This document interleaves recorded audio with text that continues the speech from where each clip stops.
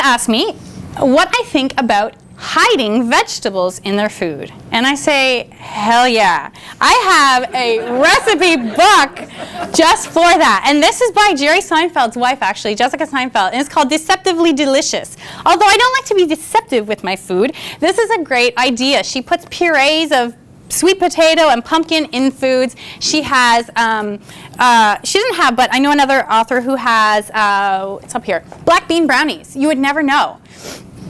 And I like to put spinach in my pasta sauce. However, a caveat and a little bit of warning, if you hide too many foods and you can taste the flavor, your kids are not going to trust you. So just do it a little judiciously.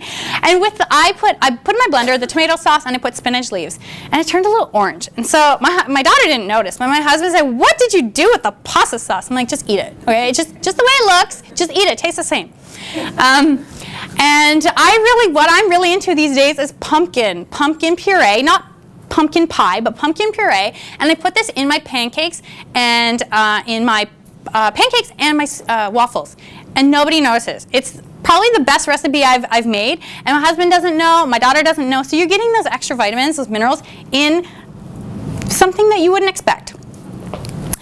Soups, I really like to hide things in my soups. My daughter picks out every teeny itsy bitsy green thing, but she'll eat a green smoothie. But anything green, flaky, she picks it out. So what I'll do with her soup is maybe just puree it a little bit. Or if you boil things long enough, which I don't really like to do, it'll kind of fall apart and you won't be able to tell. But I really like to puree. Same with beans. She picks up beans and doesn't like it. So I puree the soup. That's fine. She doesn't notice. And then maybe keep some chunky stuff, like the tomatoes or the corn that she actually likes, so she sees that there is some other things in there. And I talked about smoothies. I would like to hide stuff in smoothies. And even if your smoothies, I really like to do for my husband, smoothie as a meal replacement. So not only do you have your fruits, I have the protein in here, so chia seeds, which will really thicken it up and keep you feeling satiated longer. And hemp seeds as well. Hemp seeds are really good for, it's really good for omega-3, so your good fats.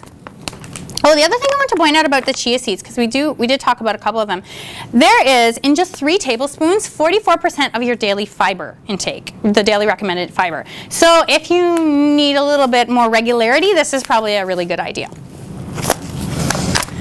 And spaghetti squash. I don't know if anybody's cooked with spaghetti squash, but it's a squash. Cook it, you kind of peel it out, and it looks just like spaghetti or angel hair pasta. I really like it.